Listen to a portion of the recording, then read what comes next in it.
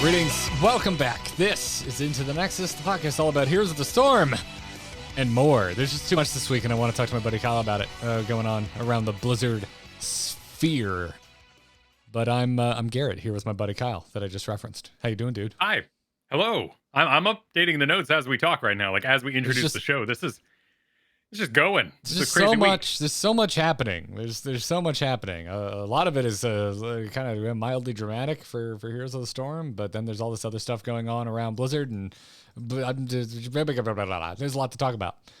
Yeah, it's crazy. I hope everyone's having fun in Heroes. Heroes is great, by the way. Before we dive into all sorts of things, last night I was playing Hogger at like midnight, and I went bing, bing, bing, boom, boom, boom, and like it flew by a Vala. And as I fly by, they go, Kyle.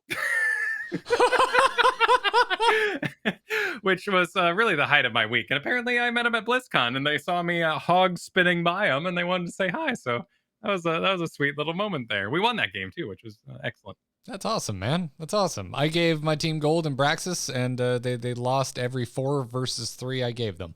That was my highlight this week. Yeah, people don't stop battling. Yeah, but no one knows how to play this game anymore.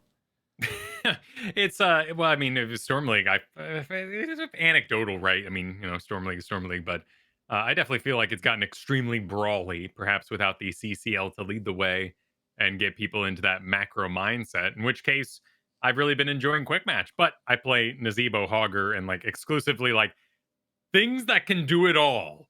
Oh, we might need to learn how to live without CCL leading the way. Maybe. Let's dive towards all this big conversation today. Yeah. So before we do, shout out to our patrons supporting us over at patreon.com/ITN. We really appreciate it. Trying to get some guests. We're not making enough to pay them, but we appreciate the support nonetheless. And keep an eye out. Might be able to get some folks to come by the show here very soon.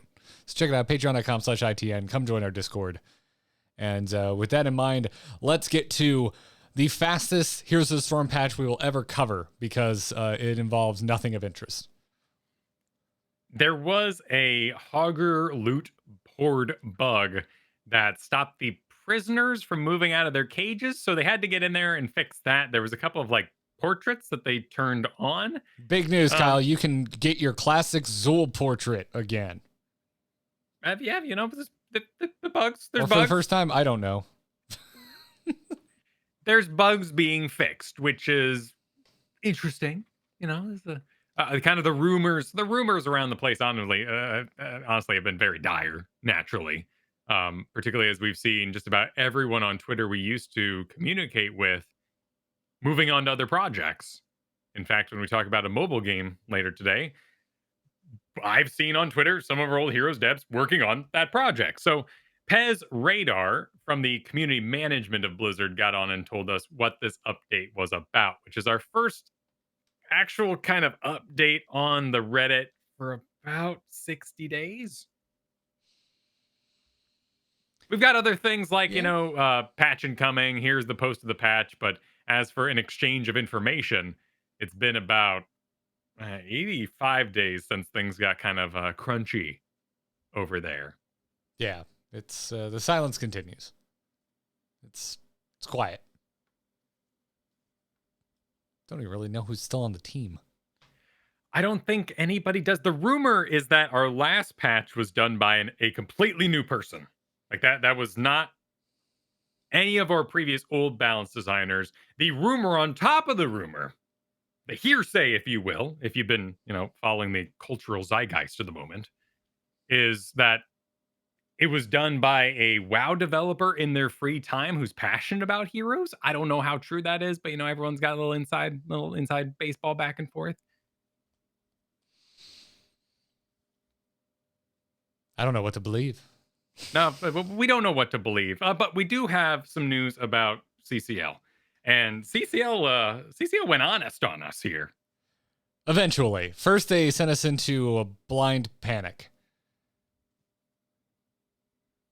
The Heroes of the Storm community is naturally sensitive to feeling the pushed aside. the community that's the game's been tried to be killed multiple times, and we have already lived through the death of our esports once, is a little sensitive to cryptic shifts in what little competition still exists. Yes, well, Is that what you're telling me, Kyle? What an insane like road that the Heroes of the Storm fans have been on, because frankly, most people that we've heard from at Blizzard, like they were completely, of course, surprised by the old announcement of the cancellation of HGC. But that's exactly what it said when you were reading the language, was they were canceling HGC. However, the overall veiled statement was that, look what we're willing to do for the investors, and look how we're going to recover our funds and make money for the top end here at Blizzard. And so the massive market out there of people who would be interested in this kind of game assumed it's dead, and still to this day assume that this game does not exist. Were you going somewhere with that? More so, or was it a previously on Heroes of the Storm panic? Previously on Heroes of the Storm panic, more so. Okay, gotcha. There have been miscommunications that we are more sensitive to. So when CCL announced that they were moving channels, they were taking their Heroes of the Storm, Heroes Hearth, CCL Season 4 off of their main channel, which they just rebranded. Previously was Heroes Hearth, now is becoming Wisdom, spelled all short style for Wisdom Gaming on Twitch. They decided that they were going to move it over to Grubby's channel. And that statement, without any sort of quantifying, scared Heroes of the Storm players, naturally. Because we wondered what was up. Why would this change happen? Why would it happen right after you changed your Twitch name? What's going on? Yeah, it also to me, like before we got the follow up, and still a little bit. I was like, okay, this is gonna be the final season. Cool. They just don't want to tell us, I guess. But then we got a lengthy follow up from Gillyweed, explaining that it's not a cheap event to put on. Basically, is the TLDR about it, and guess they've been having trouble funding it. Understandable. First of all, I do need to say that they do an amazing job. They have continued to invest in Heroes of the Storm. They make sure there's entertainment during the breaks. Me, which I'm happy to be there. It's awesome being a part of that. I was brought in season 2. So they're saying here that since season 1, the league has always operated at a loss. But even so, after season 1, they continued to build, increase the production quality, increase the playback, and do the screen on screen sort of thing, and overall grow their production. At no point during their broadcast was anybody saying, wow, why did this get worse? What happened to what I was watching? They've reduced quality. What is this? That's never happened. The casters, everyone has seen upgrades in their production and their camera quality and everything they do. So the fact that they continued to see a loss in this and still push the envelope is amazing. And I'm very thankful for Wisdom to be a part of that, and for them to continue to improve the quality of their production. Yeah, I don't misconstrue me being like, I think this kind of is writing on the wall with like me being necessarily mad. Because I feel the same way. CCL has been great. But this is the kind of thing I look at, and it's difficult for me to look at this and think like, all right, the additional transparency is awesome and that's great communication. I still feel like I'm being softened up for a sad announcement at the end of the season. Which could be the case. I do not know. Like, obviously there was a lot of hopes with them building an actual esports center there in the Mall of America, with the desk, with the sort of curvy half hexagon. I guess it doesn't have the flat part, so not quite a half hexagon, 3/4 hexagon. They rebuilt the HGC desk, like in its look with the screens behind it. So naturally, Heroes of the Storm fans saw that and went, oh, our new home. This is where we are going. This will be our home. And naturally, Wisdom has a lot of other projects. The weird kind of thing about it from the outside is that we see Heroes of the Storm on their channel with the highest views of anything they do. Like the 3,000s, 3,500, 5,000 during the finals, like all those sort of numbers are really impressive as a viewer. And of course, Twitch has a culture of go where the numbers are. You know, we want you to see the top number. It's not necessarily about quality or who checked it out later. Like it's all about the number that is currently broadcasting. And there are other games they cover, card games and fighting games. Don't see those live numbers. However, from this Gillyweed statement, we can infer that those newer games, or perhaps non-Blizzard games and Activision games, which might be a case as well, are attracting better sponsors. So they're covering their bottom line easier That's despite the viewership. That's 100% the vibe I'm getting. Yeah. It's not said. This is 100% reading between the lines, and you do some interviews, but we don't have any inside information. This is based on nothing but our assumptions. So yeah, but that's absolutely where my head's at as well. It's like all we have to go off of is what is public and what is said from wisdom, right? And so for us, the only other public thing that we can look at is views. So it's easy to go and look at that and be like, well, the views for Heroes is bigger than the views for other things, but that's not everything. And the other part of the equation too is like there is a community crowdfunding support for this, but I have to imagine that if this is the struggle that it apparently is, that it's not enough. It's not enough we're not getting enough movement in the community crowdfunding. I mean, our show's been going down quick this year. Here's the Storm is not it's hard to pay the bills doing Heroes content. No, it's an honest conversation to have. I mean, granted, of course, I do this show. I am journalism. I am media, so I don't dig too deep because I don't want to know, so that when I come on the show, I don't have things I have to hide because I don't want to have that in my head or be like all ooh and veily and teasy while I'm doing the podcast here and messing with y'all. Like I've had people come to me, he's like, "Hey, I have a friend at Blizzard," and they said, and I'm like, "Whoop, this is just don't tell me. I'd rather not have your important secret information in my head so that when I get in trouble, I point at you and then you point at your friend and then I get them and you're like, I'm not going to do that here. Unless you want me to talk about it, don't tell me. Right. Because that's literally my goal is to sit here and tell you what I've heard, what I've seen, what I've gathered over the course of the week. Which, by the way, I was told some very hot gossip. Somebody told me we should probably pay attention to that mobile announcement next week. Oh, no. Oh, no. This is not a bit, by the way. No, I believe it. I believe it 100% because I am convinced in my own head that we are going to see Heroes of the Storm assets on screen. I think you think it's a mobile Warcraft MOBA? I think Diablo Immortal using Diablo 3 assets is genius. Frankly, the look bores me because of that, because I feel like I've seen everything, because I've seen Diablo 3 for so many years. Lots of new bosses in that trailer. We'll get to that later. It doesn't, to me, it does not really look like Diablo 3, but it's the exact armor sets for the Demon Hunter. It's the exact, there are the ground, everything. Diablo 3. Listen, of course, I'm insulting people who've worked hard. Yeah, okay. You know what? Let's pause this because we're going to talk about Diablo here in a minute. Final thoughts on CCL. Where's your head at, man? Do you think this is the final CCL season?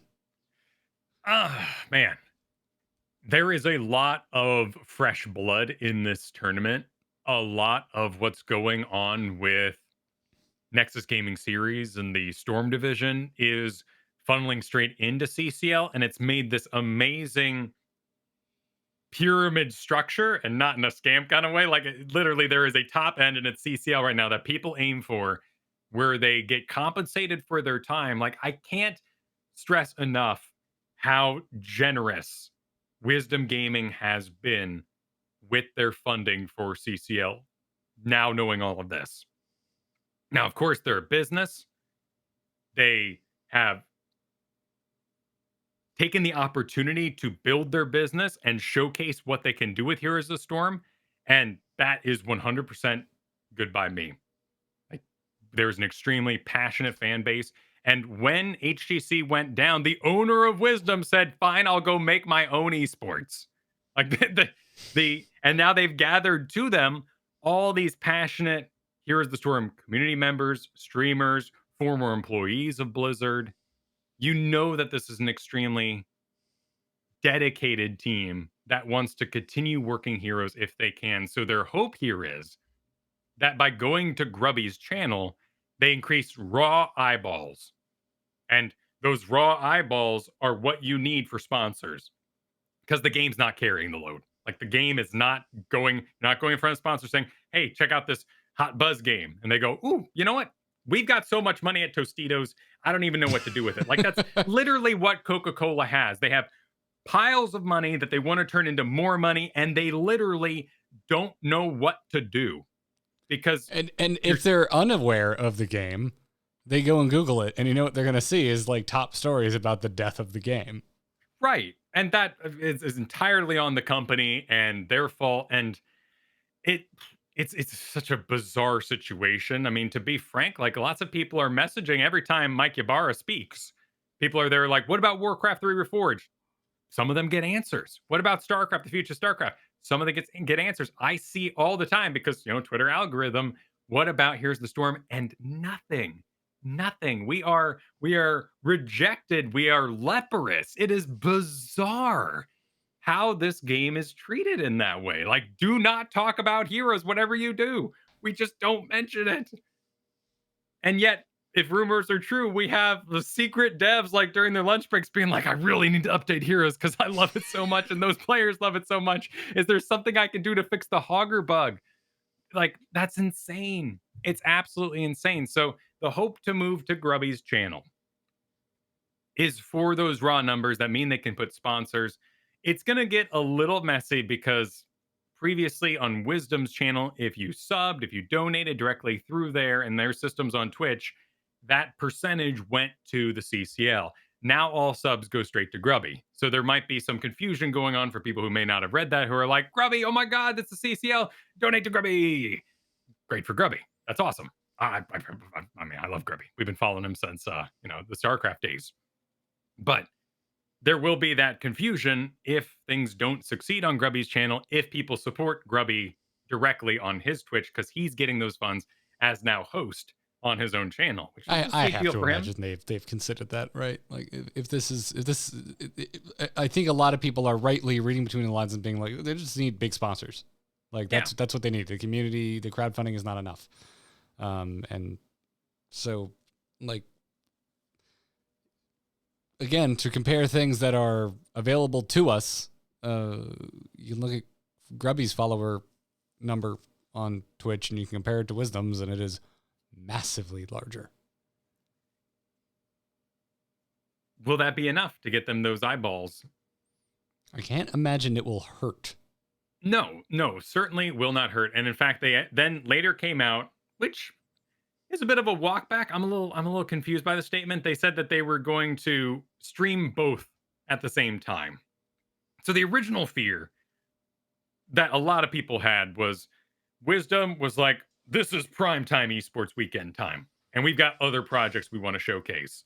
So let's pick up Heroes, put it somewhere else, and then we can stream card games, fighting games, whatever our other projects." That clearly is not the case because they're saying we're going to stream it on both now. But we're hoping that Grubby's eyeballs can attract those sponsors. And word around the street is that Grubby wasn't wheeling and dealing here. Grubby wasn't in there trying to be like, "Oh, I'm going to gather up a CCL and I'm going to put it on my own channel." I think that's great. I don't blame him, though, if he had done that, because frankly, Twitch has a ton of problems. And one of the big problems with Twitch is that the algorithm is non-existent. And there's no way for people to know when you're on other channels and support you while being on other channels. Like there has been times, particularly in my history with the broadcasting service, where I've spent more time on other channels like this one or on Frog Pants with people having no idea that I was streaming live because my channel is currently sitting there hosting, which means it's not broadcasting, it's not alerting anybody that I'm currently live here. You don't know where to find me, but I'm currently over on A-Move at this very moment. And then we compound with that the rumors that are coming out about Twitch right now and the way they're going to be attempting to maintain their revenue going forward. By And the whole slashing how thing much is a money you're mess. making if you make money from Twitch. Right. If you are a partnered contracted streamer, so most streamers who have come up organically, if you want to say, through the partnership program, aren't grandfathered in, have a 50-50 split with their subs. So you do a $5 sub, streamer gets $2.50, Twitch gets $2.50. But the higher end streamers and the people who've been in the game with a contract for a longer time have a 70% split there. That's going now to 50-50.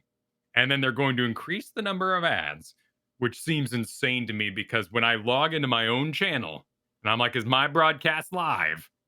I have to watch ads on my own channel to see if my current stream is live and functioning. And when people sub to my channel, long gone are the days that they would be able to avoid ads.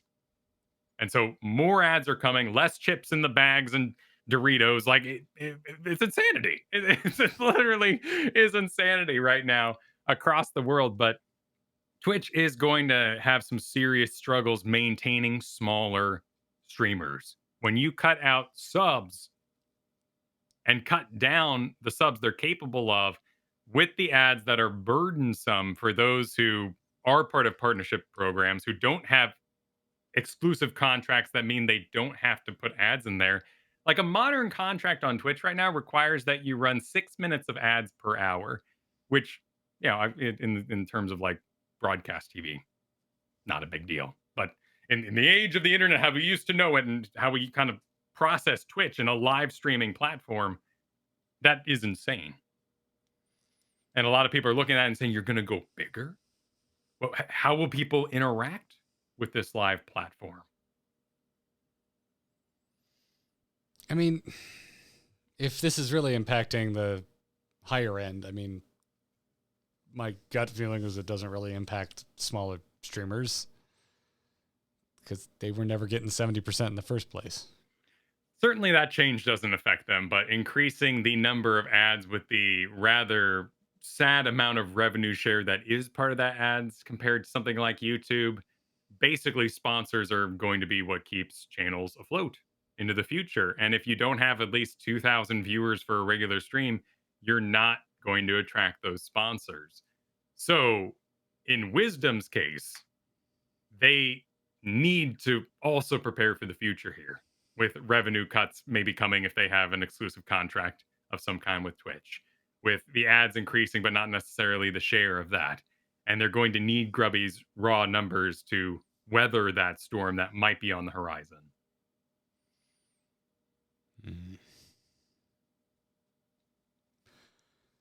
It's a weird time to be creating content. That it is. It's wild. Any kind too, right? This is not hero specific. I think it's a kind of a terrifying time to be making heroes content, but just everything. I mean, we're doing all right over on YouTube. It's going all right, but also like I hate having eggs all in the same basket. It's a there's big differences between the two. If we want to speak about that briefly, like a lot of people are now looking at other streaming platforms. And oddly enough, one of these rumored upcoming changes to Twitch is that they're going to get rid of the exclusivity clause.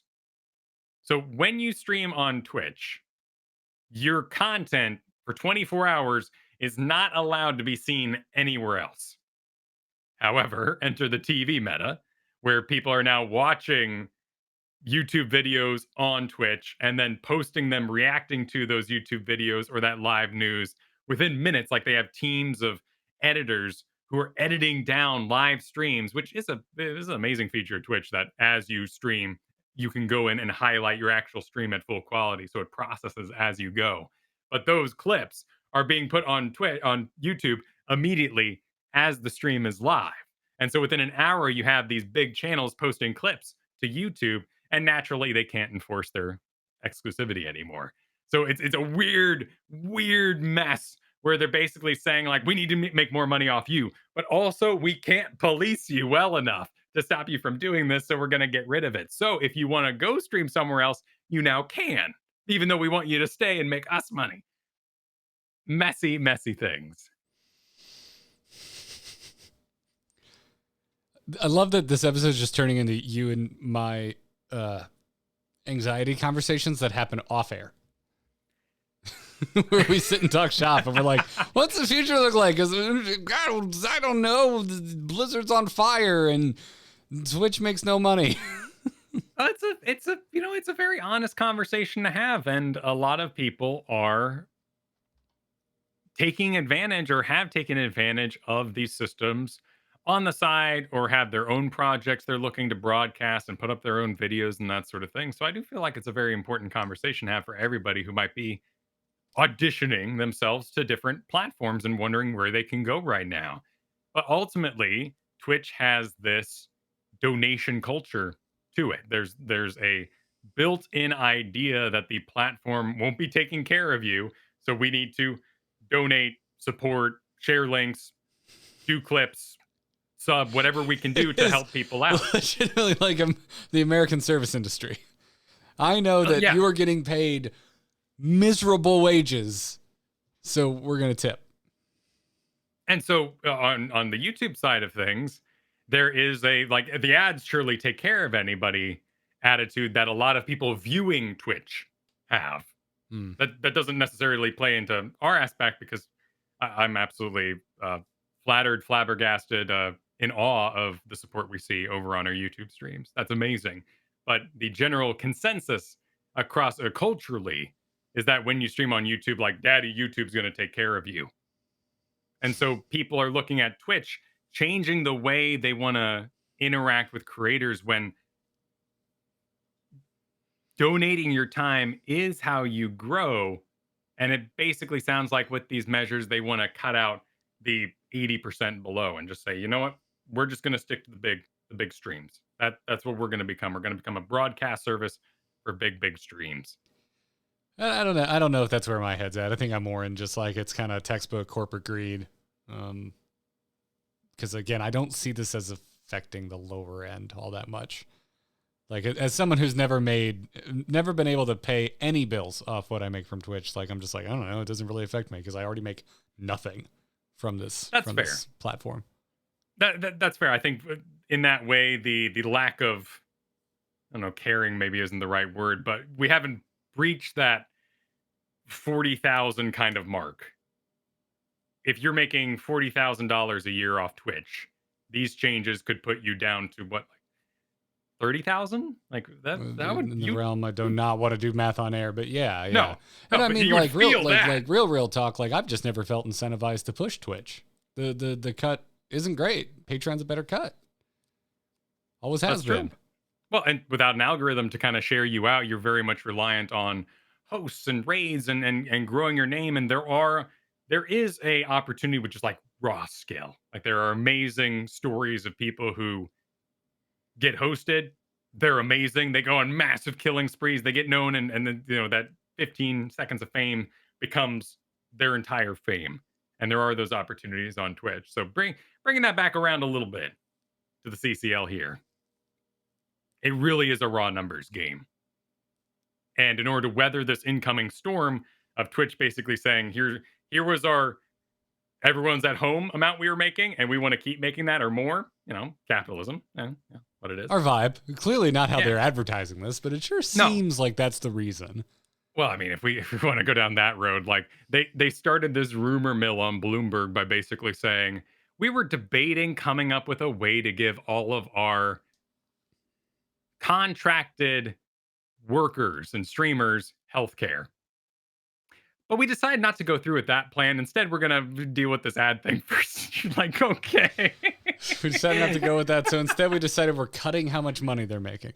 Okay. Yeah. All right. Cool. Like, yeah. And, you know, there's no way for them to take breaks. You can't get a good contract on Twitch if you're somebody who takes weeks off here and there, because, you know, they want you live 40 hours plus a week. Like, you know, that's how you make content, is being there in the chair in front of the stream. So that's another factor of like tournament play that goes off and on. Like, it's hard for Twitch to even want to support you, because, you know, your content comes and goes. You know, they want you live 24/7, 365. Healthy.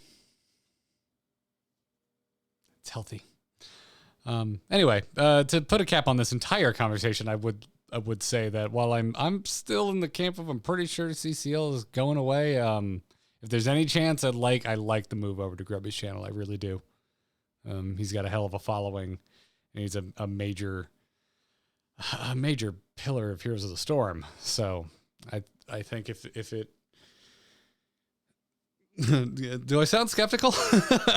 Yeah, I think if it isn't just if this isn't just softening an eventual blow that is coming. If this truly is like a last ditch effort to try and get enough eyeballs to attract meaningful sponsorship, I think this is the right move. I don't think there's any problem with being realistic in this situation. No, and honestly, dude, I'd much rather read Gilly's response than another just load of bull from someone like Jalen Brack.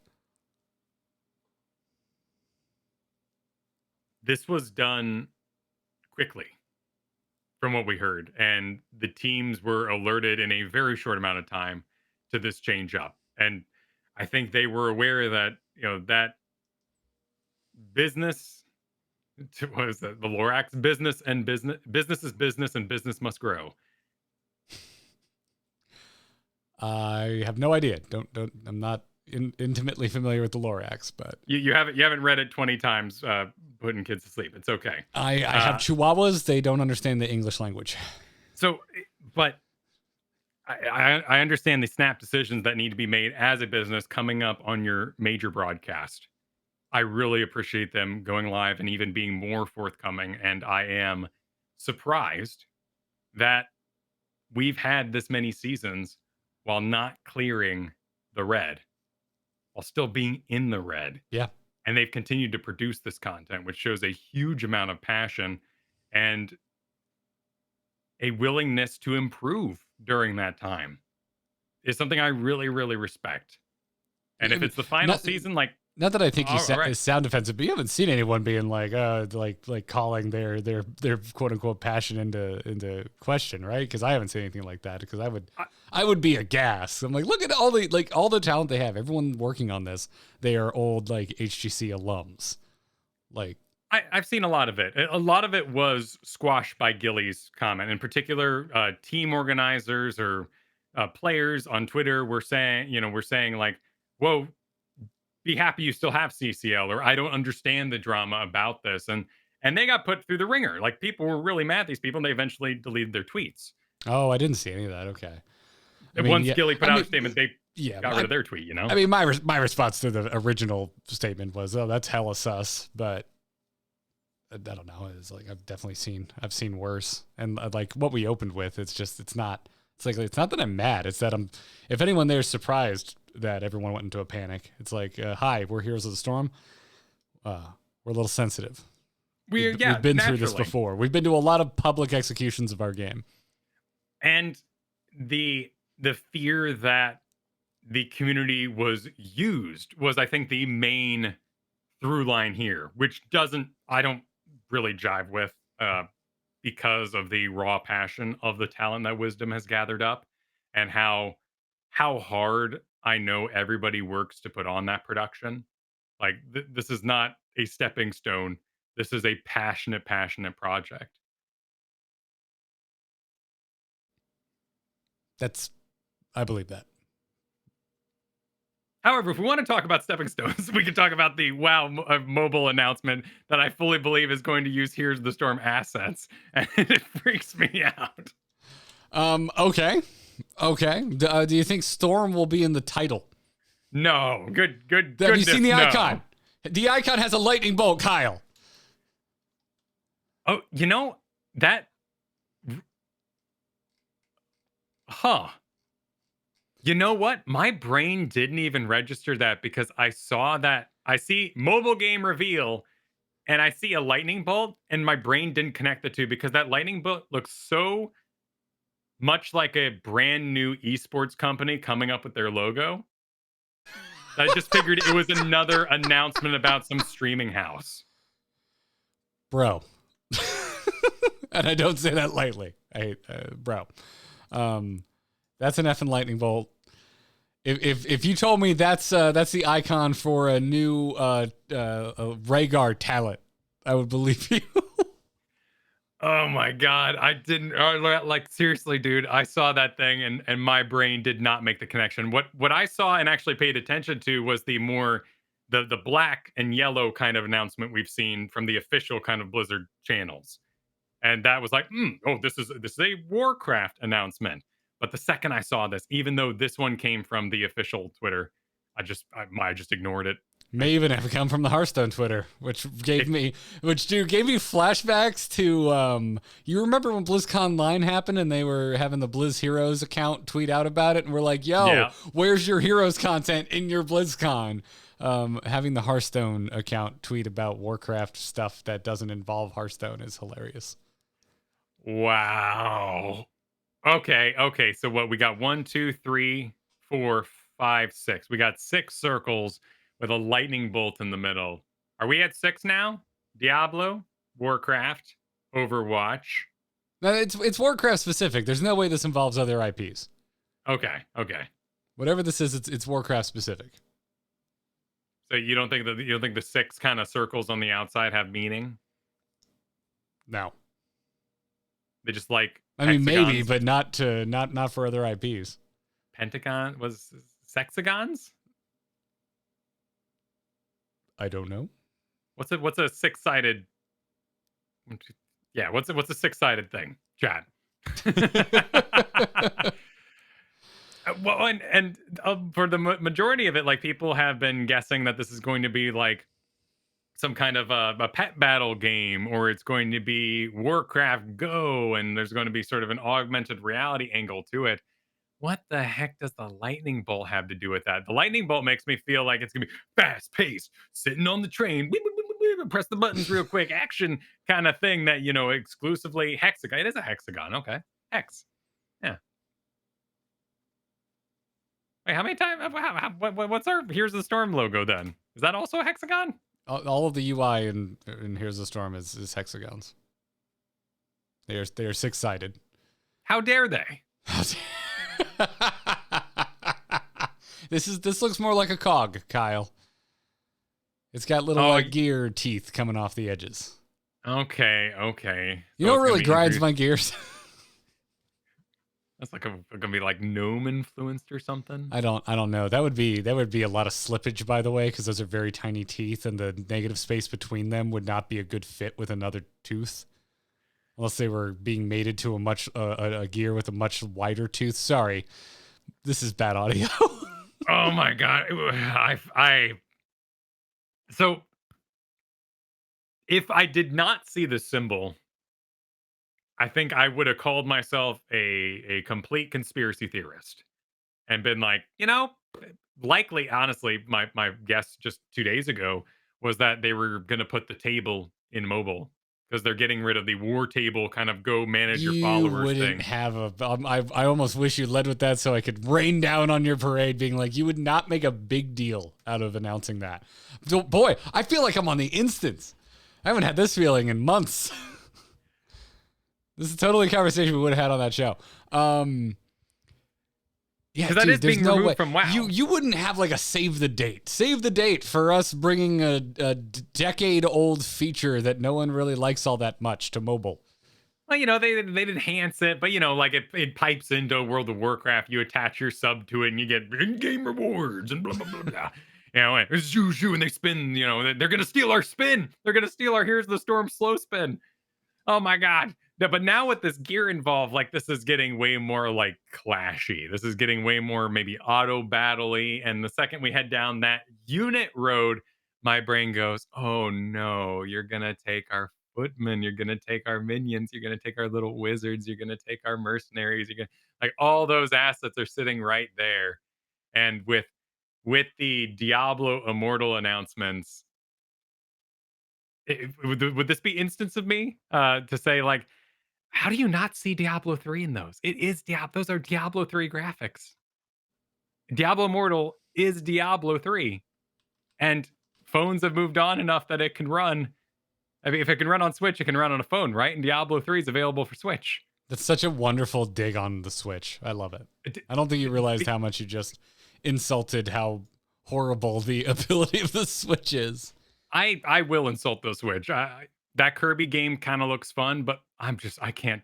I feel bad paying full price for a game that looks like that Pokemon Arcturus game, the sort of live open one. Those trees are like vanilla WoW trees. They're bad. Yeah, Diablo Immortal looks cleaner. Diablo 3 is more textural, more painterly, looks more like a Frazetta painting. Immortal looks cleaner, mobile. It looks a little cheaper. I don't mean that to sound attacky. I don't like mobile games. I just don't really play on mobile. I'd just rather not. But I thought the Diablo Immortal demo I played was good. It was a well-made game. This is, of course, years ago. This was at the infamous BlizzCon where it was revealed. But, yeah, I don't know. I think this looks more... I mean, it looks like mobile Diablo to me. It doesn't look like Diablo 3. Diablo 3 is more high fidelity than this.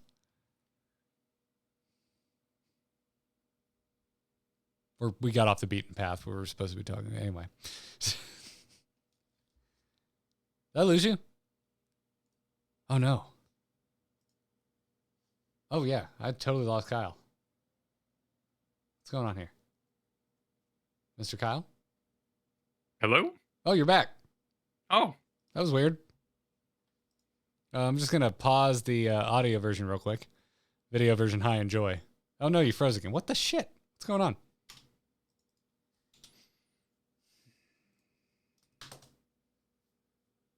Are you there, dude? Let me just switch servers. Hello? Hello? Can you hear me? I can see you. You're moving. I can't hear you. I cannot hear you at the moment. Let's trade. You tried train servers. I'm gonna just hang up. Recall. There we go. Hello? Better? Yes. Burger. Can you hear me? Yeah, I can hear you. Oh, yeah, I can hear you. So you froze twice on video, and then there was a weird thing where you couldn't hear me and I couldn't hear you. I think my Wi-Fi went out. You're on Wi-Fi?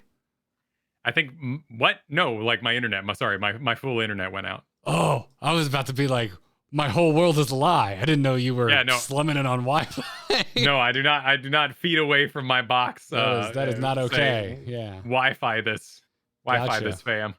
Okay.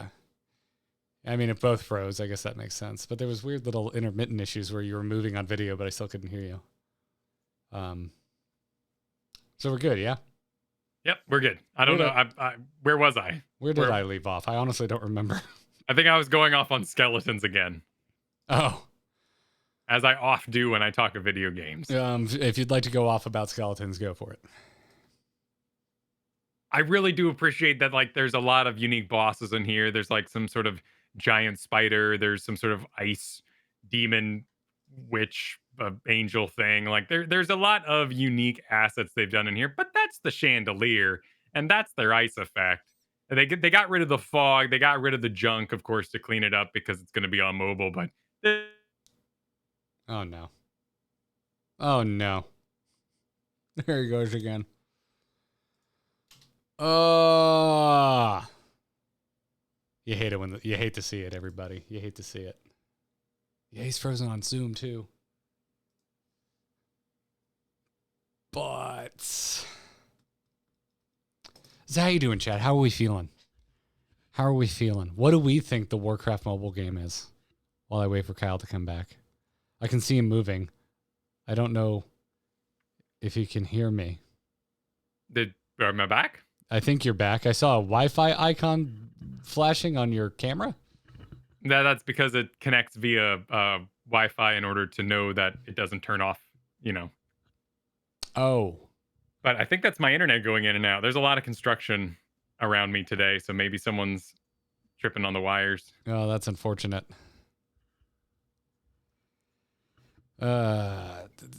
White Fox, we use Discord for audio and Zoom for video, so I don't know what video is, but it wouldn't really matter because both are failing. It's an internet issue. Yeah, I think it's on my end. I mean, I can do a speed test here, but it seems like we're just going in and out. It doesn't seem like it has Mm. anything to do with connection or Yeah, it's like issue it's along that. it's either working or not, right? It's like binary. Yeah. Ignism, I'm glad you're fine now. Hangovers suck. Flynn chewing on wires. He is asleep. We succeeded in putting him down for a nap before the show. I'm very proud. He knows no mouthing. No mouthing, is that what you say? No mouthing. No Yep. mouthing. No mouthing. I like that. It's I mean, we cute. did just go through the pandemic here. Like there was a stern ruling Oh. about putting things in your mouth while we were out and about. Like, Dude, the last time I was at Disney, I saw a kid just like licking the railing. yeah, that ain't right. No, I was just looking no. at that like, dude, blah. Which, like, Nope. by the way, pre-coronavirus, I would have been like, fwa. And yes, I am. Yeah. I'm making idle banter just to like make sure this connection holds. No, it's worth taking a little break here Yeah. to feel it out. Yeah, chat. What do you think what do you think the mobile game is?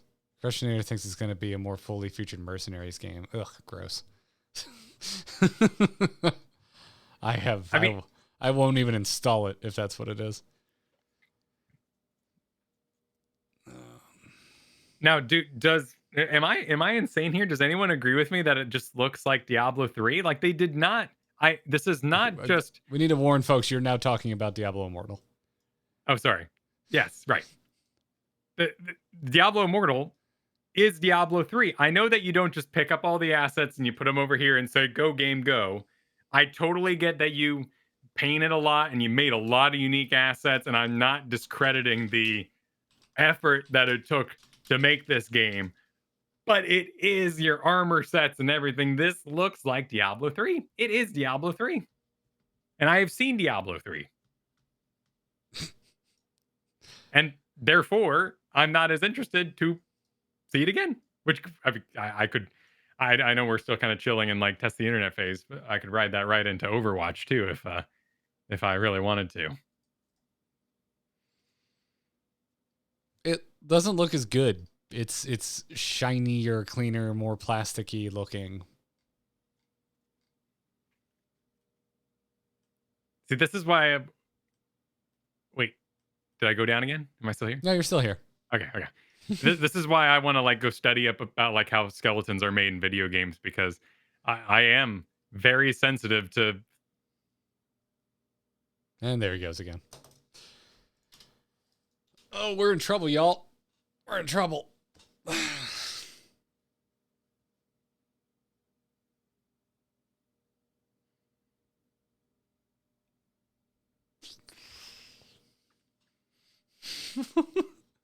How do I hold all these limes?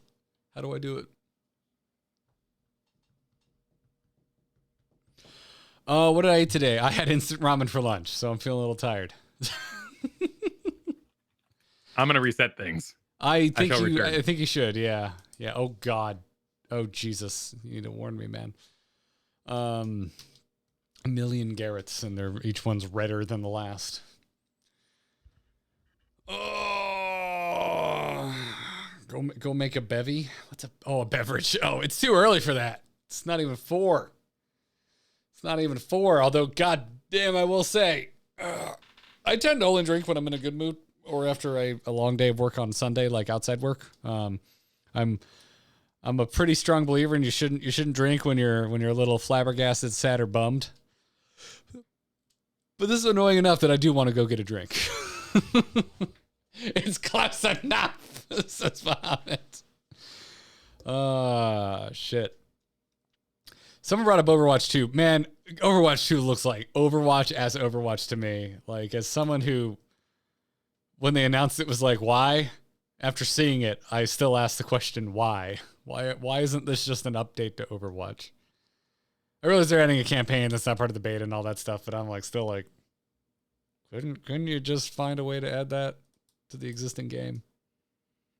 It looks the same to me.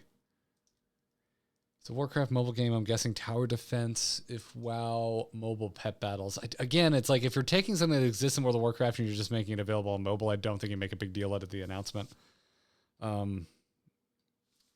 So tower defense makes more sense to me. I'm starting to lead in mobile MOBA because I feel like, I don't know. It's just kind of pretending HOTS doesn't exist these days. So I feel like they feel like there's room for another MOBA, even though they have a perfectly good one. That's awesome. But Bahamut says I'm unsold so far in Overwatch 2. Yeah, I am unsold as well. I don't even think I got a beta in, but I haven't even looked.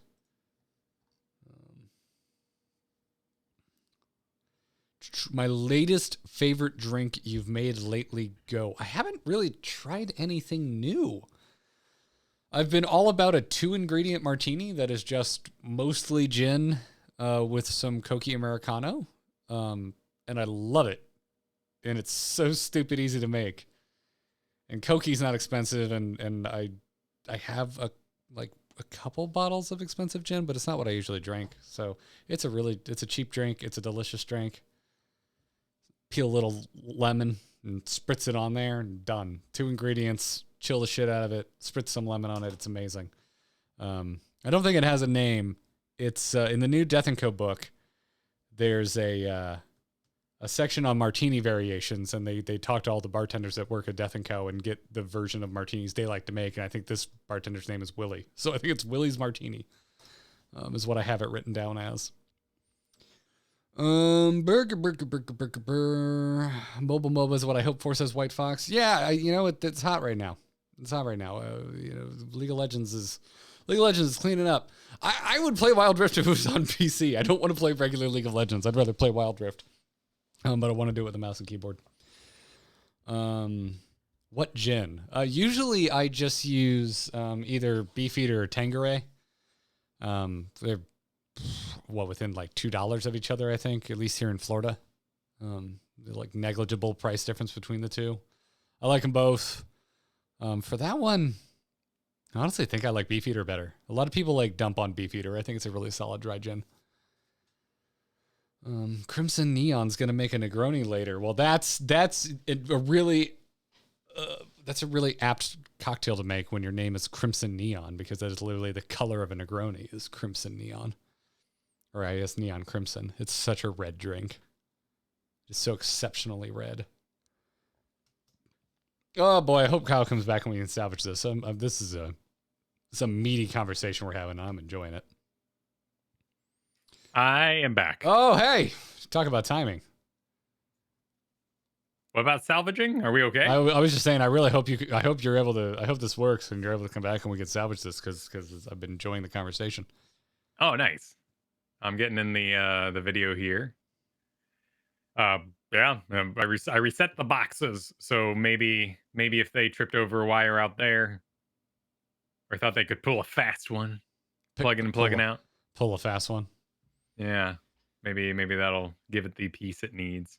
I'm awaiting your invite. Right now, Asmongold is interviewing Hazakostas. Oh boy, I'm surprised that got approved. I'm legitimately impressed. Yeah, I mean they've been making a really big effort in that. They've been making a big show of it to be negative. They've been making a very big effort to be positive, right? Like they are going to a lot of streams. I think Asmongold has like 20 minutes or something like that. It's not a lot of time. You usually don't get a lot of time with the unpersonable devs. Well, yeah, the big names are the ones who aren't volunteering their time. Like this is your Jay Leno couch. Like you're not there for long. You're a busy actor. It's your BlizzCon interview. Right. So they got get stuff out, to do.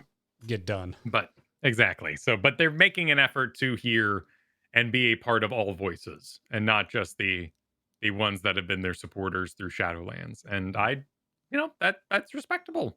And like them getting rid of war tables and stuff like that, that all that stuff interests me. This is why I'm just going to dive into a little bit. I mean, should I turn on recording?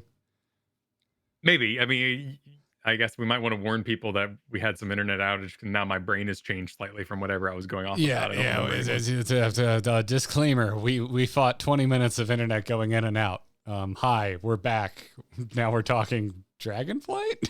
The conversation moved on a little bit as we dealt with some audio issues. I was going off on Diablo Immortal seconds ago, so I hope that made some sense. I was going off on skeletons and how the disintegrate looks just like Leemings, the wizards. That's what disintegrate looks like. I know, but you don't.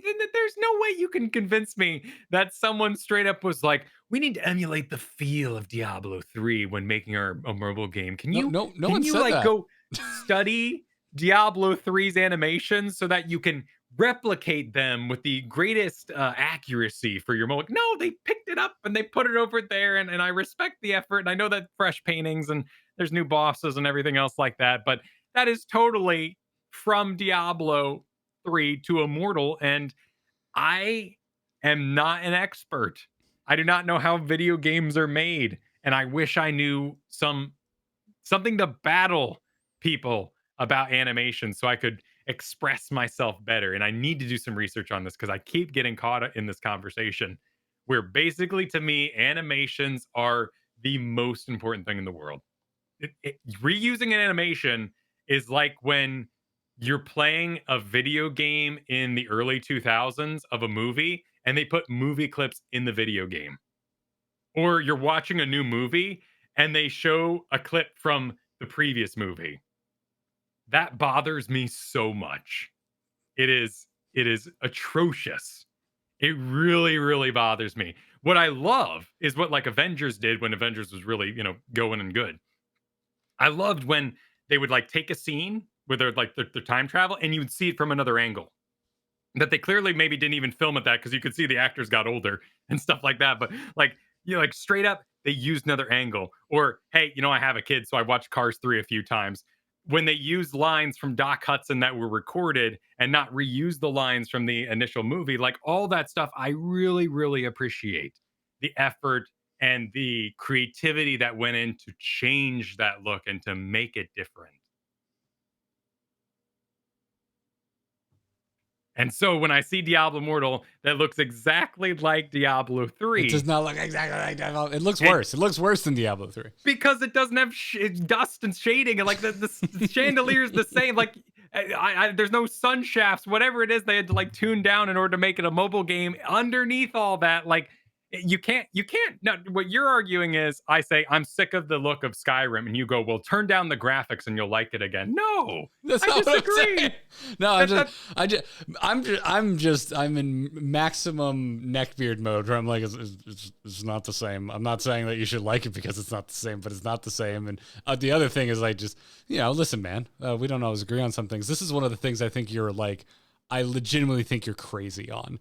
I am. Is like, you can't reuse things. I'm like, who gives a shit? like I go see Star Wars. I'm like, oh no, there's an X-wing. That's what X-wings look like. No, this is different. This is if they're like, what if I told you the X-wing model in Empire Strikes Back was the same X-wing model from A New Hope? No. See, what you're saying is, imagine they use X-wings. the same Hulk model from Avengers 1 as they do in Avengers 2. That's not what I'm saying. What you're accusing me of is different. What I'm saying is, what if I was watching Rise of Skywalker and the X-wings flew in front of a planet that was reskinned and then flew towards another thing that was reskinned? Like the camera angle, the models, everything moved the exact same. Like that. But you like anime, and that shit's all over anime. Reuse animation is very common in anime. Yes. And I really appreciate when they don't do it. So you've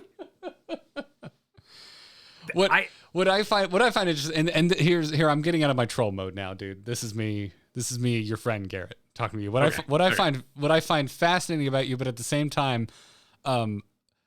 you're a difficult man to please, and I think a lot of this stems from, I know this about you. I know that you don't like reused assets, but I know at least from anime, and there's not a beautiful through line with this to the Diablo 3 thing. But now I'm just interested in having a conversation with my friend.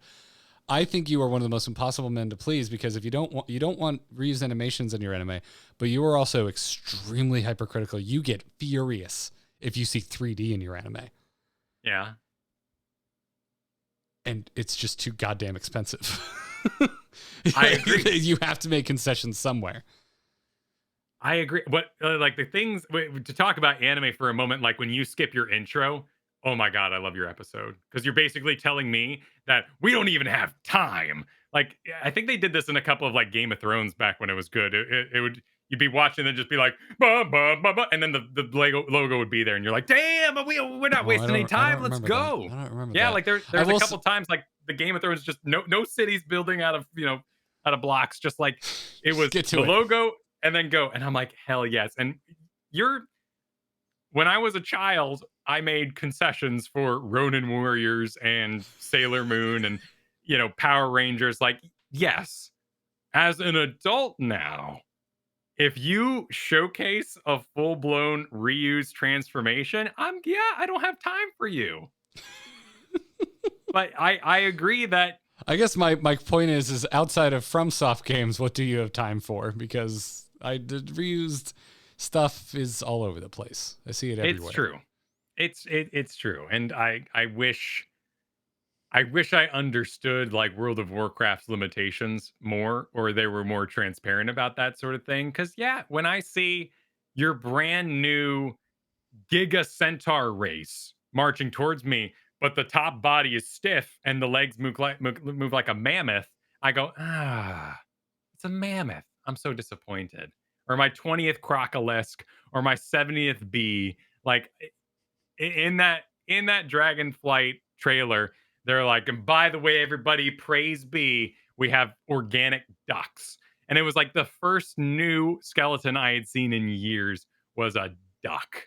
The dragon we're gonna get as a thing again. Like I thought Dragonflight's announcement was kind of lukewarm at best, but the dragon we're all gonna get is the level up mechanic is a whole new kit and caboodle, and it's customizable. Some of it was those were proto drakes moving in that way, and the new race moved like a worgen. Like I think the new race is hideous. I'm not going to go to bat on that. I think it's okay. The new race Well, is absolutely we can just, like the ugliest thing I've ever looked at in WoW. we can agree with that because man, we have like up there in Blackrock Spire, we got like big, thick dragons, and I want like I want, if I'm going to be a dragon man, I want to be like like just ripped and giant. I had I guess it's I don't know. I walked that back a little bit because I had a lot of that lanky, for lack of a better term, furry style is very popular. A lot of friends in art school that's how they drew. I think people like that are going to be stoked about it. I like my dragons to look more like monsters. I don't know. I've seen a lot of talk about that. Of course, as like the Final dragons are Fantasy. weirdly like hot. Like I would, you want to date that dragon. You don't necessarily like want to go Hulkbuster on that dragon. Oh, okay, I'm okay. My internet went for a moment. But Oh we're good. geez, oh Okay. god, here we go. Yeah. No, we're good. We're good. Construction, it's okay. It's go okay out there, please. I've seen a lot of arguments as like Final Fantasy 14 and WoW have both argued about who's more furry right now. That I can't get behind their styles. Like and being They're extremely sleek. different style games too. I think for me, what is weird is that you're not matching your style and your animation there. Because like if you were more flowing with the head, like if they did a twist jump and they kind of led with a snake neck around their turn, I would be like, you know what? Yeah, I hadn't thought about that. You're right though, because they're really slender. If they kind of played up how slender they are and made them more agile, because they're and they kind of like put their claws out to the side, like more Worgany, and like I'm gonna mess you up with these claws, and I'm like, not really. You seem like more of like the caster have a cup of tea type to me. You're right. You're right. Wow, you Kyle, you win. You win the art talk. I mean, just that one element. I totally like. I am going to go research in-game skeleton design, and I'm going to come up with an argument that wins someday about this. I want to say you're talking about rigging, but yeah, absolutely. Yeah, I'm again not an animator. And this is one of the many things that attracted me to Heroes of the Storm back in the day was like Muradin's hammer going up before he auto-attacked, the turn of Alex Strauss's neck when she turns, how different she moves from Deathwing. Like there was so much love and care. And even I was playing Hogger last night. I'm just like, there's so much here. Like oh dude, I didn't get to go off on this. Oh man, I had no health and there was a pyroblast coming for me. So I threw at my loot horn, just started running, ate the meat out of my loot horn, did my hortipult so I could increase the distance further, fly away from the pyroblast, ate that meat and canceled it, and eventually hog wilding outsped long enough to get enough regen to survive the pyroblast by hauling ass. I'm so And glad I challenged you on Diablo Immortal's look, because I'm not exactly sure how we ended up here, but I know that's where it started, and this has been a delightful journey. and that flow and in between is what made that so exciting. How new that looked compared to other things. And I'm not bragging on League of Legends, but to me, like, there are a lot of humans. I've got my own, like, oh no, another human with two guns. Oh, human with axe. Like, no, this one has two axes. Like, oh no, look out for all the humans. Honestly, I respect that, man. like, I want to see a lot of unique things. So if let's bury that conversation about Diablo Immortal and go back a little bit to the Heroes of the Storm frontier. If they use Heroes of the Storm assets, I have every right to be like, oh, come on. I might also, however, be like, you know what? I mean, I was looking at your pipeline here as we were kind of going down the line, and I don't think there's a lot of Overwatch characters, which there aren't. I don't think Diablo can be mined forever. And you know what? Who keeps coming up with characters forever and ever and ever? It's World of Warcraft. And when that day hit, when they're looking at their board and they're like, what are we going to choose? Tusker? Like, we just keep going. Like, no matter how, if you made every character, if we got to that roster, and here's the storm of 200 heroes, there would come a point where they would basically be like, I don't even know what we can do for our other games. Let's just keep doing World of Warcraft. So if they're taking those assets and they're like, hey, here's building on it in this, I think, very pretty style. I think Heroes looks better than WoW. I love the style they went with. It really married old Blizzard's Giga shoulders, buff abs, Luke Skywalker action figure kind of look. And specifically the action figure, not Mark Hamill. No, not you've seen the action, like huge, like yeah, like huge, like He-Man pecs on that thing. And jacked, absolutely jacked on that. At least the action figure looks like the movie poster. We didn't get someone shaped like that in Star Wars until Kylo Ren. Yeah, and everyone made fun of him for that. That wasn't fair. It's like, what are you making fun of him for? He's the only dude that actually looks like the action figures. I mean, honestly, the belt was just too high. Like, I think I don't know whose call that was when Thor gets to like wash his face completely shirtless. Can you imagine you get ripped for an action movie from Disney and you show up and they're like, let's cover your midsection after you did all those sit-ups? Like, oh my God, I'd be livid. Like the Wasp in Ant-Man and the Wasp, she's ripped and they never give her a rip scene. It's the most disappointing thing on the planet. I would be so pissed if I was her. I mean, that movie is among the more disappointing movies in the MCU. It kind of, it's fun. I remember really nothing about it except for the scene where the funny guy recaps every movie up to that point. That was the only part of that movie I remember. He's a blast. Yeah, that part is funny. And I love Paul Rudd, but that I don't remember anything else about. Really, like, surely there's a point where she could have like caught herself or pulled up on something, or like Sarah Connor, she was doing pull-ups on a bed in the medical facility, right? Like show some respect. What Kyle's trying to say is that if the Warcraft mobile game does not have shredded exposed midsection abs, he's going to be very displeased. The ratio of how eager you are to participate in the pool party is directly related to how buff you are. That's the quantum mathematics that I am proposing here. And I think that Here's the Storm is a beautiful marrying of the newer, sleek look that Blizzard's had with Overwatch and the more classic, spiky shoulders that they had in their past. And I think that really, really, really looks good. And ultimately, a lot of the problems with Heroes of the Storm is it just comes down to the engine.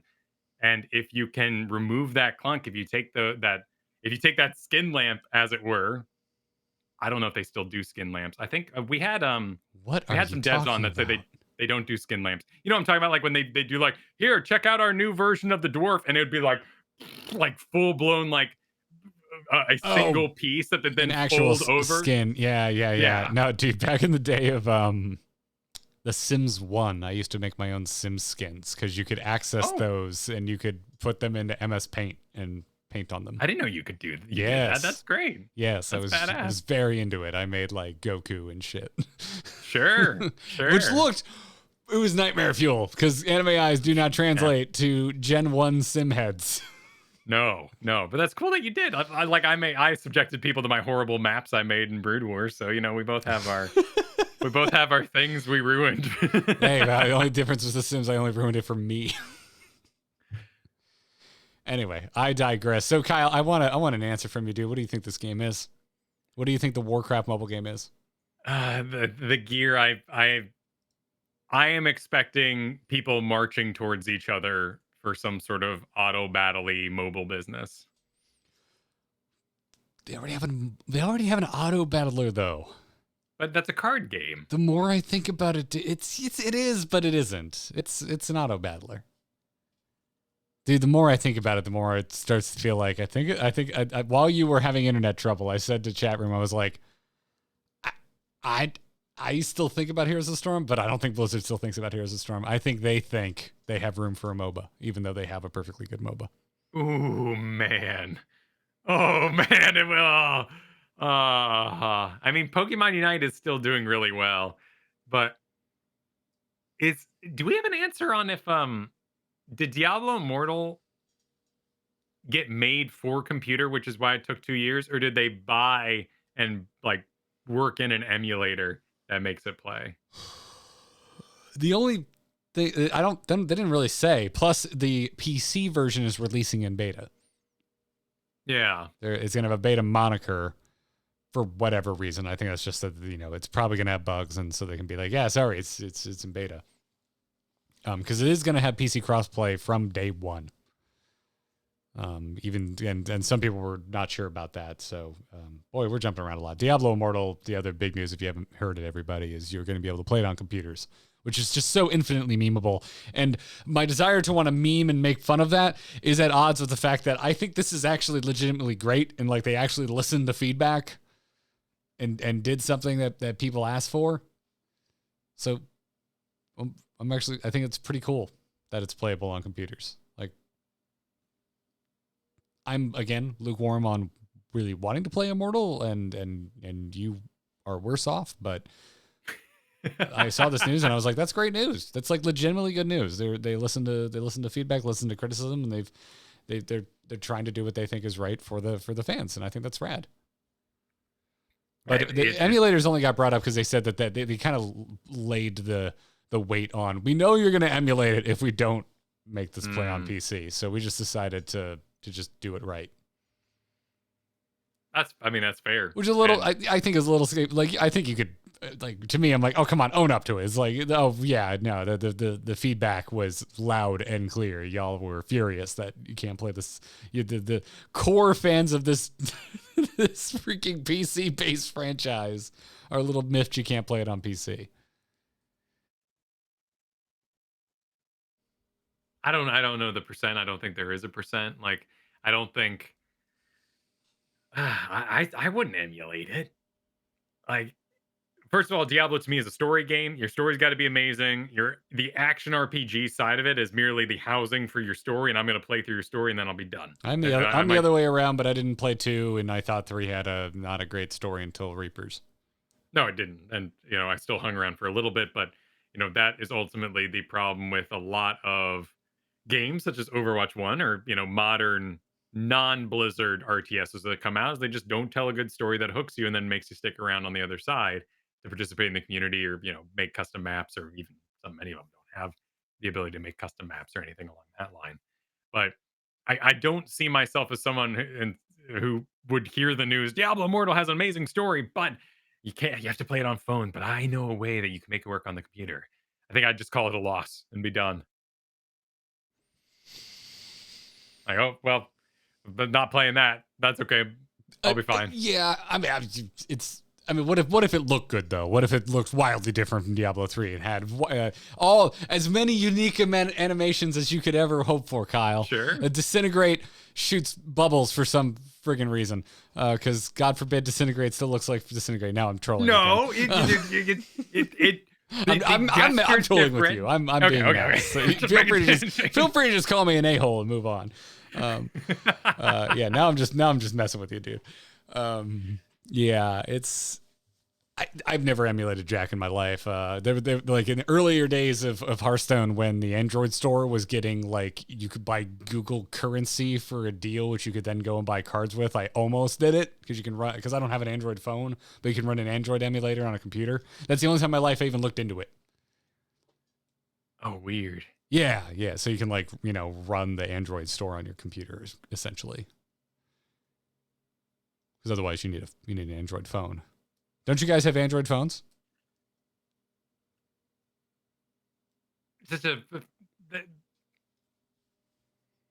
I am so mixed on that statement still.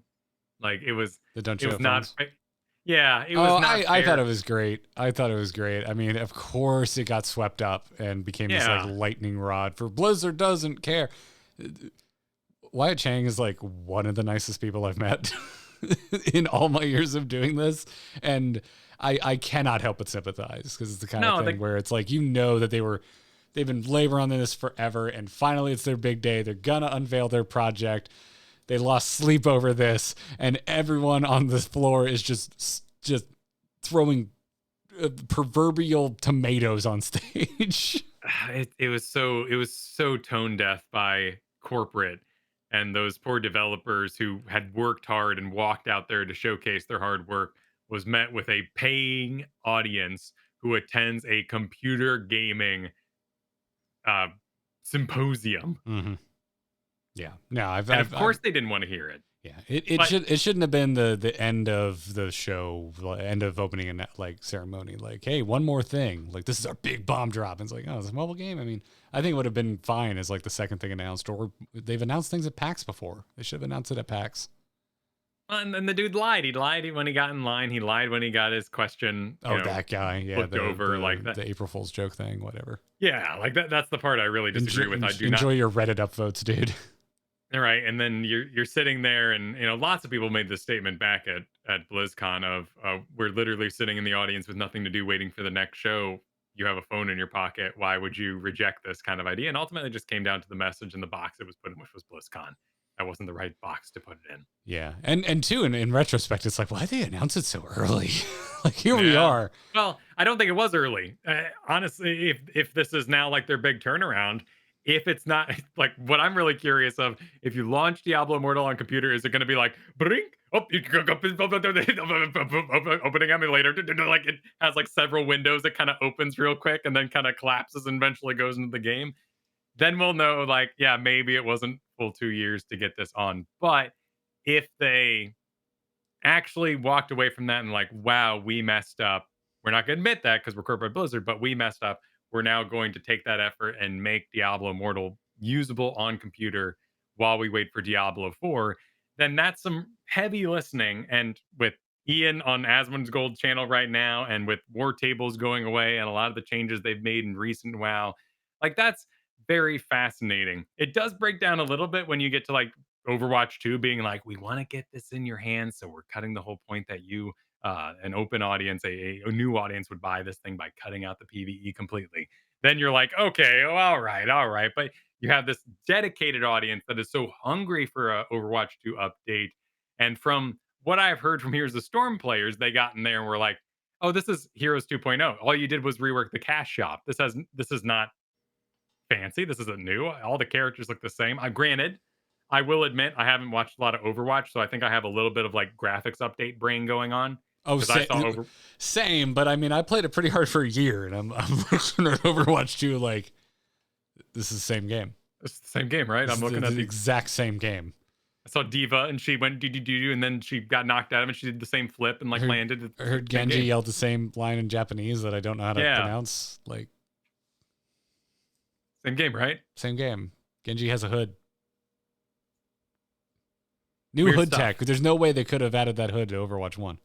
No, it's impossible. New. It's impossible. And I don't know the maps either, so I don't know like the dynamic intricacies. I've read and heard that Overwatch, much like Overwatch 2, if you're an Overwatch fan, is like when StarCraft went from Heart of the Swarm to Legacy of the Void. Like they cut out the heavy walking, they cut out the heavy traversal that would delay the game. The Mm. objectives are more dynamic, have different like ideas to them than standing in the zone. That means that players are more welcome to battle and do the fun stuff more, So Kyle, like you're skip saying the it's early more game. like an expansion than a sequel because that's my exact point with Overwatch 2 is it Which looks like I an expansion. and that's why I go back to Heroes 2.0. Like it looks like an update. I wouldn't Mm. even say sequel. I would say this is an update because Frozen Throne was a sequel. And That was that an was an expansion. expansion, That was an right? But expansion. right. So, but Warcraft you 3 got Frozen Throne. but you got a whole story. So You it's look at just a the little back, it says requires Warcraft 3 Reign of Chaos to play. yeah. And this one doesn't require Overwatch 1, right? So You want to talk about something where there were definitely assets brought over from another game. oh sure. I have. I mean, I look at Diablo Immortal and like, even though I think Diablo 3 looks better, objectively, I look at it and go, it looks different enough. I look at Overwatch 2 and I go, this is just Overwatch. yeah. I realize And I like can't. campaign and stuff, and that stuff's not in the beta, but also like I'm not sure that's enough to justify another SKU and another purchase. I love Deep Rock Galactic. I love Vermintide. I love Left 4 Dead. Like if they can nail that Oh, that vibe for dynamic their co-op feeling, stuff they're doing. yeah. I Yeah. don't think robots will do it for me unless because I need the "don't touch me" scary kind of aspect to those games. Like I've never been a huge fan of. This is another extremely specific aside to the brains to how our brains work, but I've never really found shooting robots very satisfying. they can be like mosh, like the Matrix had spooky robots, the sort of squids. That's fair. Yeah, the Sentinels. Yeah, So that's a good if point. they're like buggish influence, but they don't seem to be. Seem to be more like I'm an Apple computer, like coming to kill you, sort of robot. And that gets into more like I am robot kind of territory where you can turn their eyes red, but I'm not horrified. You just put in some of those Boston Dynamics dogs, and suddenly I won't be sleeping that night. Yeah, those things can get a little These creepy. things are terrifying. They scare the crap out of me. And that goes into like industrial purpose and like the fact that something innocent like a dog can be transformed into a killing robot machine, and that this innocent lumberjack robot actually is murderous. Like you can have those, but I honestly I think my disconnect when it comes to robot preference for robots is that when you put a gun in their hand, I go, "Aw." The gun is the hand. That's what makes it scary. That's what makes you go, "Who created this monster?" I Instead of going like, "Oh, you're like a house droid and you picked up a gun." I'm not that interested. I really like Gundams, so I didn't know. Even though that's a piloted suit and yada yada yada, but Yeah, Gundams are a bit different because like, the back opens up and pops out a sword, and like, they're made for war, and their arm has a flamethrower that goes like that. That you got to be made for war. There's something to me they're that just modular. like it thinks it's really lame when like a bunch of housekeeping bots turn evil. I get the horror of it's more like zombie apocalypse. Like you're like, oh, Yes. greetings, toadstool, and they're like, greetings, and then they like murder you with their robot hands. Like that. That's scary because that's invading your privacy. But you know, evil, evil house bot with gun doesn't do it for me. That's why my Roomba is equipped with a kill switch. There you go. Can't trust them. All right. So to recap, we had so many predictions today. But so you think the mobile game is an auto battler? I think it's going to be a MOBA. Kind of the same thing. Yeah. I think both of us get points no matter which one it goes. Like the basically you take strategy adjacent. Yeah, you take a MOBA and you make it really short, and you kind of Pokemon Unite. You just take like the 30 minutes, you make it 5 minutes now. That's doable. Or you take a 10-minute, but it like plays in your pocket while you're not looking, and does the whole Clash of Clans kind of thing. That's doable. Like there is an aspect of any game where it needs to function without you paying direct attention, or it has to be really, really short. But I'm also old. I'm not ancient by any means, but I turned 35 this year, and if I was gonna play it, I kind of don't want to compete. I, I'm okay auto battling against other people, but I don't really want to prove myself with a phone in my hand. Mm. It was doable for Pokemon Unite because of the Switch, and I felt like I was Yeah. lounging with tech. Yeah, that's kind of how I look at Diablo Immortal. Is I'm like, oh, cool, it's something that's non-competitive that I'll have it for those rare instances where I'm stranded with just my phone, and I don't want to be worried about, oh no, I disconnected and I lost this game and my ladder ranking went down. So that's kind of my thought there. But God, that's so rare, man. It's so rare I actually play games on my phone. But yeah. And does this then? I mean, clearly, we markets throughout the world. Like you have India and China with just huge markets for mobile, absolutely massive. We, with us doing our Final Fantasy content, we've learned like how many Final Fantasy players play on a PlayStation. It really blew me away. We had a stream of what, like 600 people watching, and we polled them, and almost every single one voted, and it was almost a 50-50 split of I've never played WoW in my life.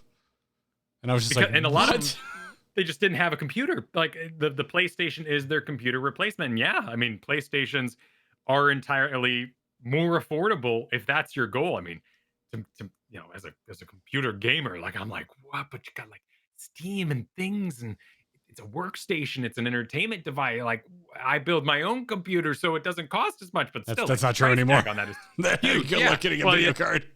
Well, right, get a video card. Thank goodness. I got a new video card right before that whole thing happened. So I'm riding pretty well for the next couple of years, which is just dumb luck. Really dumb luck that I was just like, I'm gonna upgrade my video card. That'll be sweet. Man, I, the the idea shakes me. I lose sleep at night thinking like, why wouldn't someone want a computer to play video games on? Have you seen a mouse and keyboard? You look at them and you're like, this is absurd. Who made these up? Yet they haven't changed really for years since their inception. They just were like birthed from the tombs of Egypt, and people are like, we found this thing. It has buttons on it. You want to use it? And you're like, how do these two objects relate to me controlling? And it works perfectly.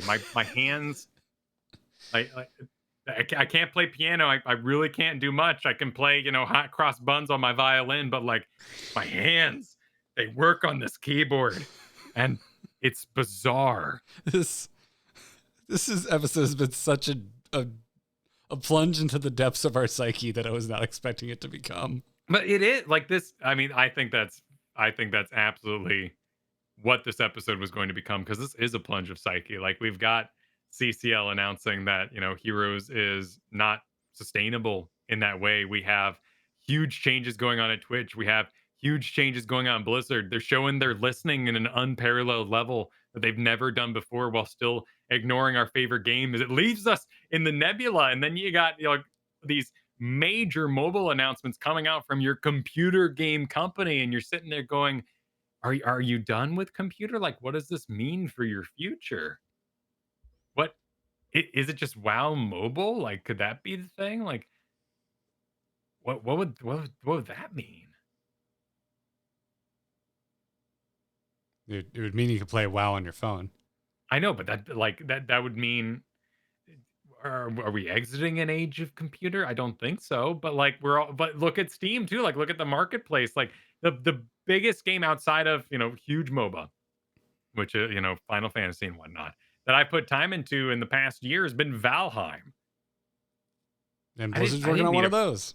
I didn't need a rocking computer to run Valheim. Look at one of the most played games among my friend circles right now is Vampire Survivor, which is $3 and looks like butt.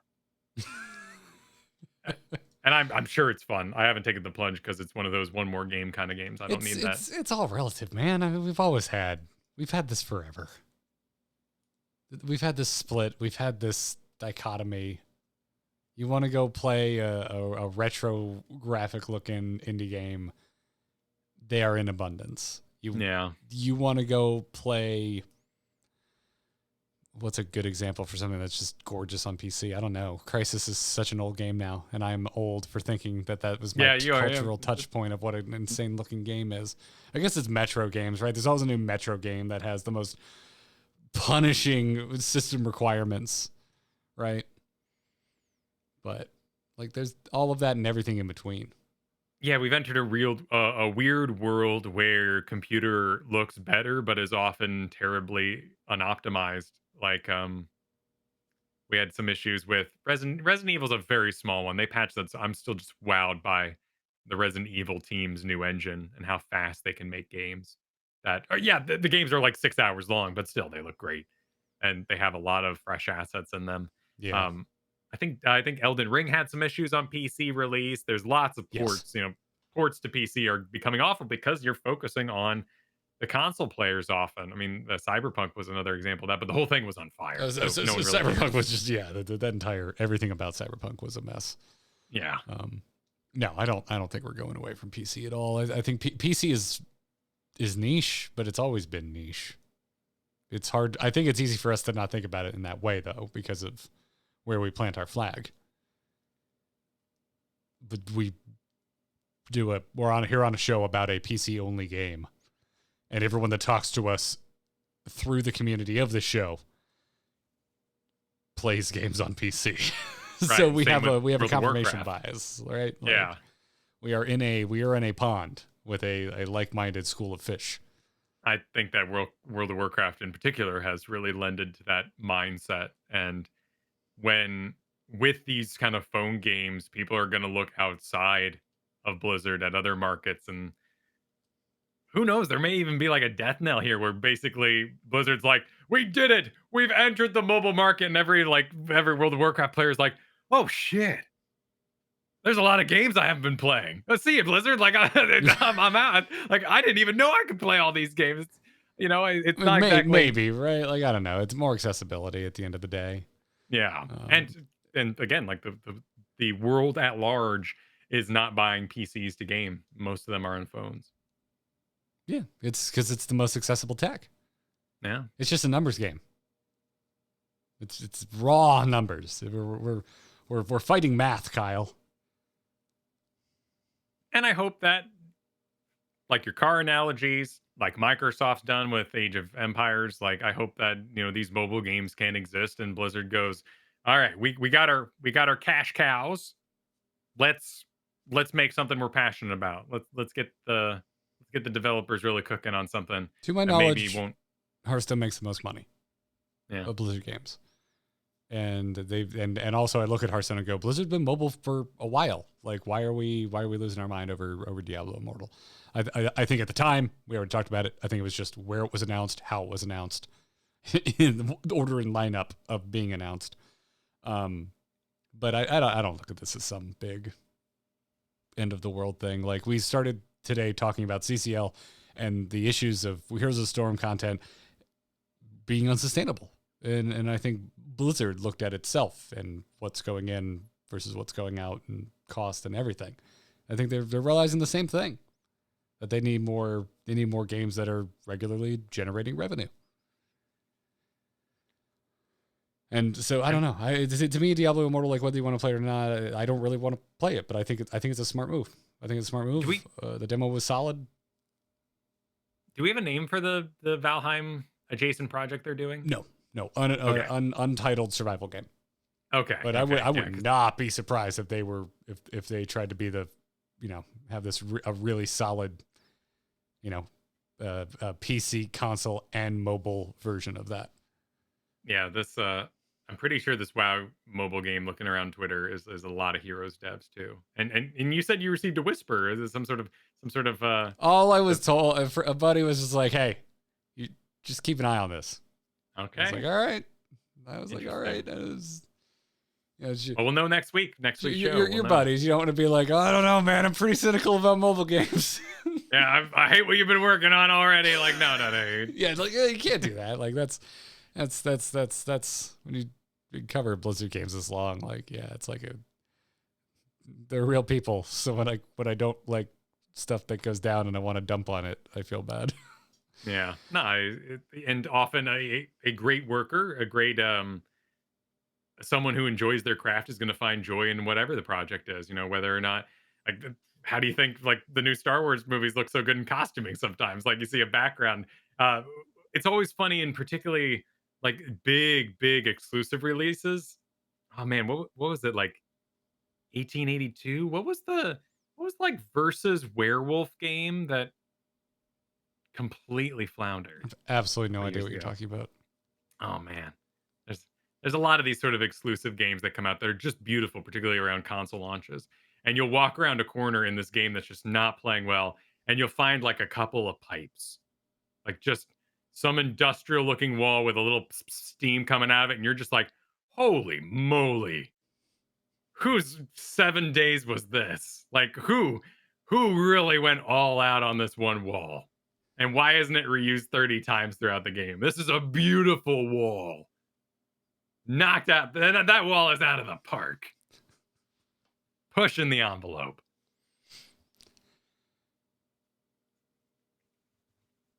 Kind of how I feel Back for Blood because I haven't gone back to it. Yeah. Like, oh, this game looks good.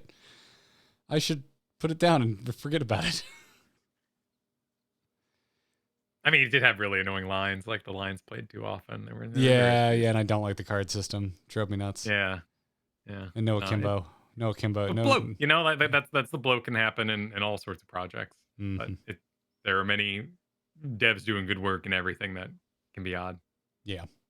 So, anyway, this is a fun episode. It's gonna bother me whatever that game was, that vampire like steampunky. I think you've literally stumped everybody because we don't even have an answer from chat, which we usually do. Yeah. The Order. It was The Order. There were the Order 1886. There were werewolves in that game. You were a werewolf hunter in London. Oh, an order of the Knights fighting half-breed monsters which combine animals and humans. And it was the like graphical pinnacle of the PlayStation 4 release or next gen kind of it would have push been they the were doing. release, I think, because that was 2015. I think that was release. Pretty sure that was release. I remember being all excited because I managed to cop a PS4 on launch day without a pre-order, and I was stoked about it. It was 2 years after, so this would have been their big push. Oh, okay, never mind then. Heavenly Sword, Rise of Rome. So compared to a lot of these, oh god, Rise, the Rome game. Yep. That was pretty. That was pretty for the time. Well, there's also that dragon game that had like you had to shake the controller for and pilot it around. Oh, I remember. Yeah, I didn't play any of that. I'm trying to remember what I picked. I think I picked up Infamous. The Infamous sequel was like my day one PS4 game. There's a lot of gimmicky stuff that comes out around a new console release that just looks beautiful. Oh yeah. Never played The Order. Completely forgot it existed. It was pretty. It was pretty. In a sort of gray way. Dude, it's like Robin Hood movies. They're gonna make one about every 7 years, and you're not gonna see any of them. Yeah, I do like the Hansel and Gretel movie with Joey Archer, and I do like that Musketeers movie they did with Legolas. So there's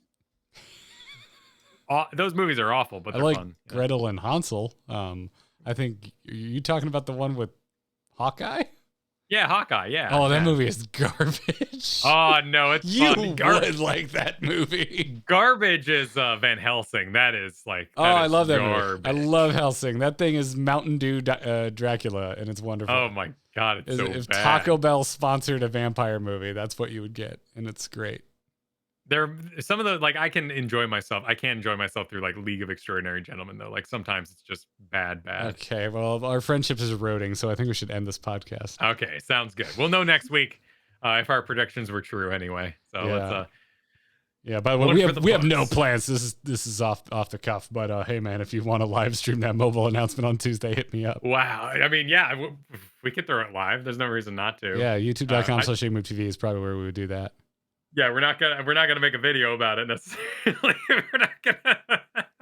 Maybe, man, you don't know. Up on the channel the next day. Might blow your mind. Oh my god. You might be like, this is the greatest mobile game I've ever laid eyes upon. You know what? Hey, man, maybe. Who knows? Who knows? I feel shattered. I I am in disarray. Bring it I on. can't believe you didn't like see the stormy lightning image, and I'm I dropping can't that on you. I feel like I broke your brain today. I can't believe that. Announcing new stream house. Just what a hideous display.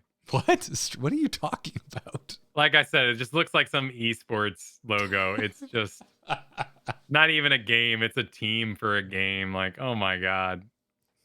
I'm bored Signified already. esports. I don't know what this image is supposed to excite me about.